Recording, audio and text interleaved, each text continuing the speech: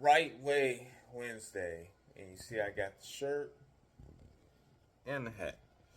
But before I get into my topic on tonight, I just want to talk to you guys about a financial tip that you can actually use that a lot of people are utilizing right now, and you'll probably have to use it in the future. And that's making money through an election. A lot of people make a lot of money through each and every election by actually doing advertisements for either the Republicans or the Democrats, or even selling hats and t-shirts and other items supporting either the person running for the Republican Party or the Democratic Party.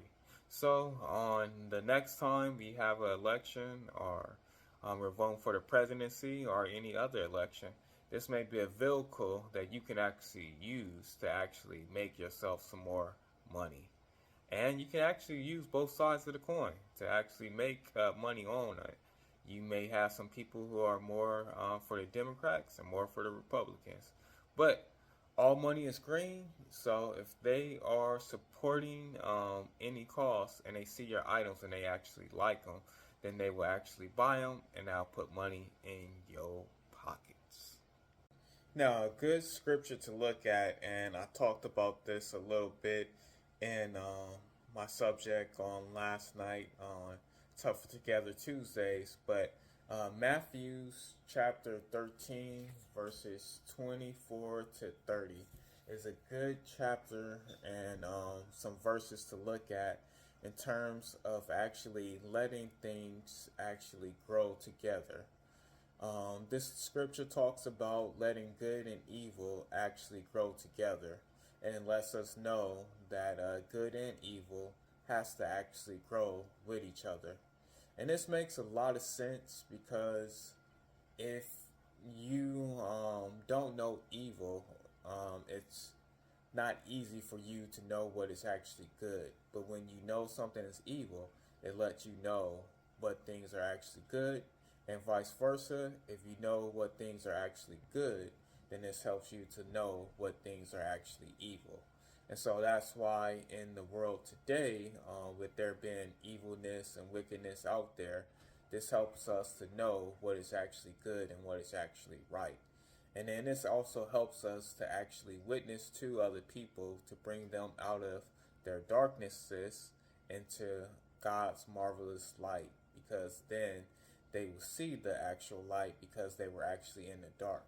But just like when you turn on any light in your house when it's nighttime and it's dark, it's hard for you to actually see, but when you turn on the light, then you can actually see your way through the darkness.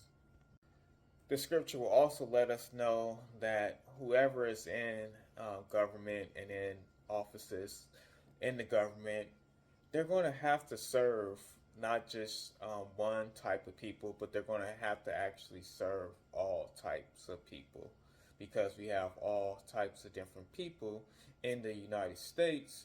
So therefore, they cannot just be for one particular group. They have to be the representative for all different kinds of groups.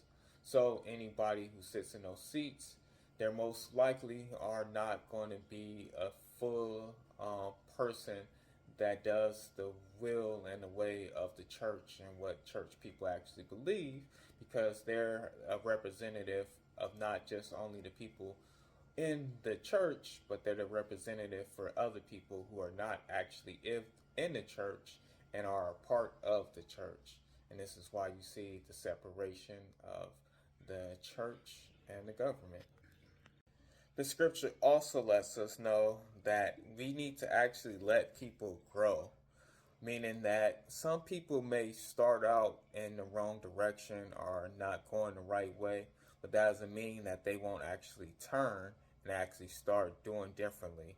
So this is why you can see a lot of people, maybe they may start out by actually being evil, being wicked, doing a lot of wicked things, but then eventually as they start to grow and they know better and they start to know Christ and his will and his way, their life changes. And this is why it's important too that you have some type of testimony if you're a believer. It lets us know in the book of Revelations that they overcame the devil by their testimonies. So it's important for you as a believer that you actually have some type of testimony about you. Something that happened to you that nobody else can explain, that nobody else can actually shake you away from. Something that you can give to other people and say, hey, this is my testimony, how God actually changed my life.